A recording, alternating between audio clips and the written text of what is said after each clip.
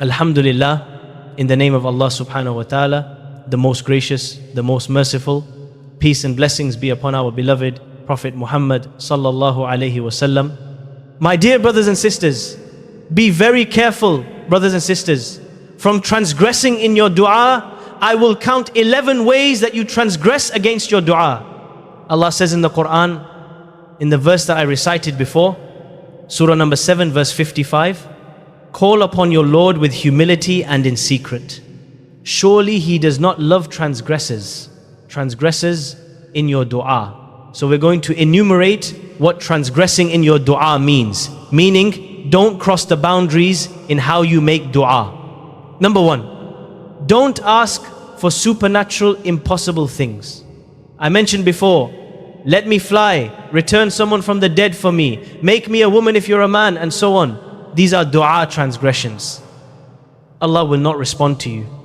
Number 2, asking for something against Allah's set laws and boundaries. For example, you make a dua for forgiveness or paradise for the disbelievers who have passed away.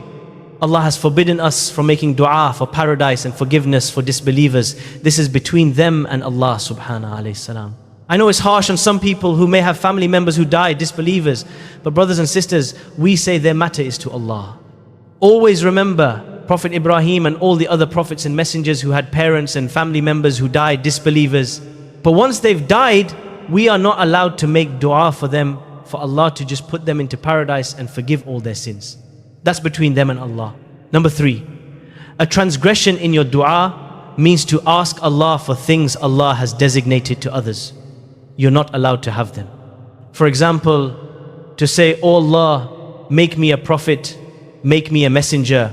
Or to say, oh Allah, make me the intercessor on the day of judgment instead of Prophet Muhammad sallallahu alaihi wasallam. Or you look at a person who's got something and you say, oh Allah, take away that something from that person and give it to me.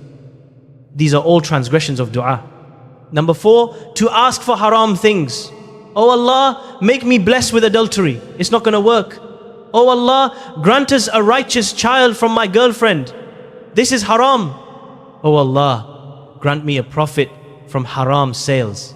I sell something haram and I say, oh Allah, bless my money. And then I get all these profits.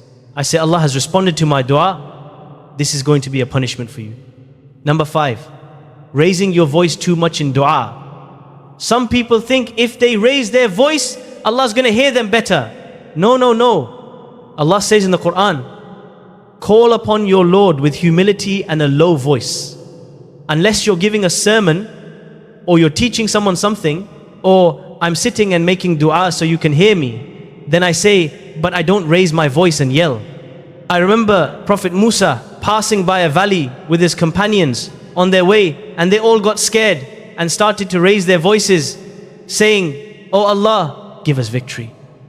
Prophet Muhammad turned to them and said, Innakum la tunaduna ba'idan wala asamma. You are not calling upon someone who's far away from you or who is deaf. Innama tunaduna sami'an qariba. You are calling upon someone who's very close, and He will respond. So call upon Allah with tranquility, peace, and a low voice. Number 6, transgressing dua is when you wail in your crying.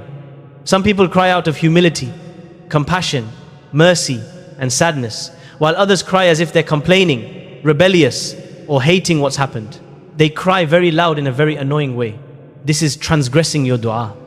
Number 7, when you make a dua, making conditions on Allah is another form of transgression.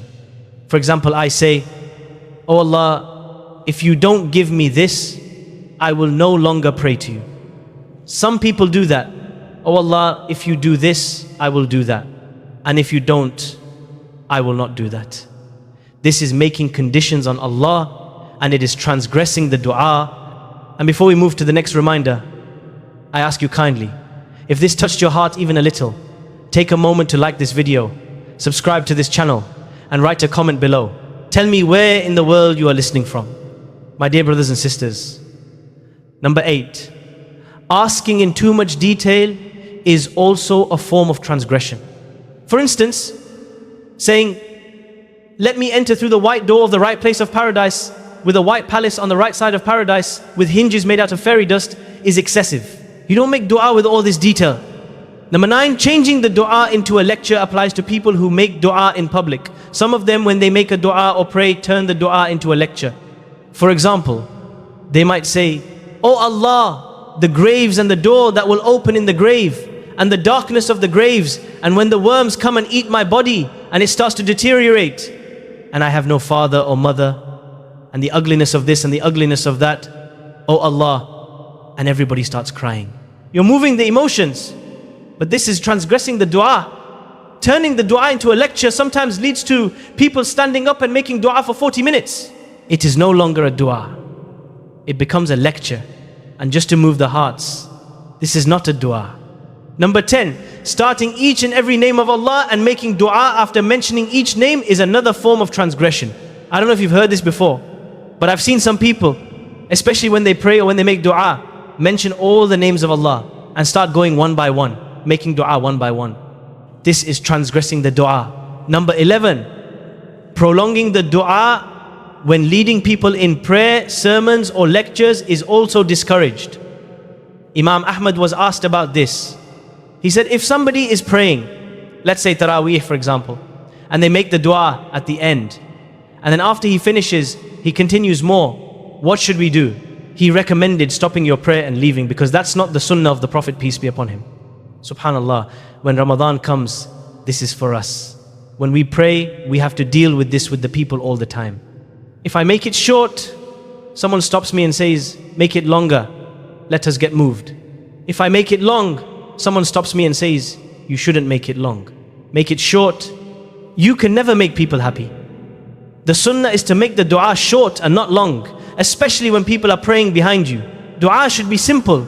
Get to the point with your request, humility, honesty, and sincerity. I used to say, "Oh Allah, I ask you for paradise and whatever brings me close to it. I seek refuge in you from hellfire and everything that brings me closer to it with my words and actions." The best times to make dua, among others, are number 1, the last third of the night.